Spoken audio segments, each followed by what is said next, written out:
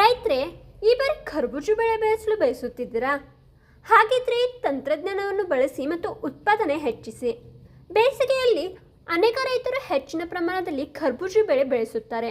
ಆದರೆ ಅಲ್ಪ ನಿರ್ವಹಣೆ ಮತ್ತು ತಪ್ಪು ತಳೆಯ ಕಾರಣದಿಂದ ನಿರೀಕ್ಷಿತ ಉತ್ಪಾದನೆ ದೊರೆಯುವುದಿಲ್ಲ. ಪರಿಣಾಮವಾಗಿ ಉತ್ಪಾದನಾ ವೆಚ್ಚವೂ ಸಹ ಸಿಗುವುದಿಲ್ಲ. ಆದ್ದರಿಂದ ಇಂದು ನಾವು ತಿಳಿದುಕೊಳ್ಳೋಣ ಉತ್ತಮ ಆದಾಯ ನೀಡುವ ತಳಿ ಮತ್ತು ಖರ್ಬೂಜ ಬೆಳೆಗಾರಿಕೆಯ ತಂತ್ರಜ್ಞಾನವನ್ನು. ಖರ್ಬೂಜ ಬೆಳೆಗಾಗಿ ಹಗುರವಾಗಿರುವ ಮತ್ತು ನೀರು ಚೆನ್ನಾಗಿ ಬಸಿದು ಹೋಗುವಂಥ ಮಣ್ಣಿರಬೇಕು. ಖರ್ಬೂಜ ಬೆಳೆಗಾರಿಕೆಯಲ್ಲಿ ಅತ್ಯಂತ ಮುಖ್ಯವಾಗಿದ್ದು ಏನೆಂದರೆ ಉತ್ತಮ ಬೀಜಗಳನ್ನು ಆಯ್ಕೆ ಮಾಡೋದು. ಆಯ್ಕೆ ಮಾಡಿರುವ ತಳಿಯ ಹಣ್ಣಿನ ಬಣ್ಣ ಆಕರ್ಷಕವಾಗಿರಬೇಕು. ಅದರ ಸಿಹಿ 12ರಿಂದ 13 TSS ಮತ್ತು ಒಳಗೆ ಕತ್ತರಿಸಿದಾಗ ತಿರುಳು ಕಿತ್ತಳೆ ಬಣ್ಣದಲ್ಲಿರಬೇಕು. ಮತ್ತು ಅತ್ಯಂತ ಮುಖ್ಯವಾಗಿ ಆ ತಳಿಯಲ್ಲಿ ಸಂಗ್ರಹ ಸಾಮರ್ಥ್ಯ ಹೆಚ್ಚಿರಬೇಕು.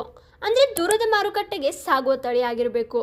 ಈಗ ಮಾರ್ಕೆಟ್ನಲ್ಲಿ ಈ ಎಲ್ಲ ಗುಣಗಳನ್ನು ಹೊಂದಿರುವ ಏಕೈಕ ತಳಿ ಅಂದರೆ ಆರ್ಡೋಶಿಸ್ನ ಓಂ ಖರ್ಬೂಜ್. ಕಳೆದ ಅನೇಕ ವರ್ಷಗಳಿಂದ ಮಾರುಕಟ್ಟೆಯಲ್ಲಿ ಈ ತಳಿಗೆ ಹೆಚ್ಚಿನ ಬೇಡಿಕೆ ಇದೆ. ರೈತರಿಂದ ಹಿಡಿದು ವ್ಯಾಪಾರಿಗಳು ಮೆಚ್ಚುಗೆ ಪಡುವ ಖರ್ಬೂಜ್ನ ತಳಿ ಅಂದರೆ ಓಂ ಖರ್ಬೂಜ್ ಆಗಿದೆ.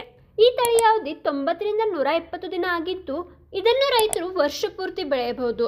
ಖರ್ಬೂಜ ಬೆಳೆಗಾರಿಕೆಯಲ್ಲಿ ನೀರು ಮತ್ತು ರಸಗೊಬ್ಬರ ಯೋಜನೆ ಸರಿಯಾಗಿ ಮಾಡಿದರೆ ಮತ್ತು ಓಂ ಖರ್ಬೂಜ್ ತಳಿಯಂಥ ಉತ್ತಮ ಜಾತಿ ರೈತನಿಗೆ ಸಿಕ್ಕರೆ ತುಂಬ ಕಡಿಮೆ ದಿನಗಳಲ್ಲಿ ರೈತನಿಗೆ ಉತ್ತಮ ಆದಾಯ ದೊರೆಯುವುದು ಖಚಿತ.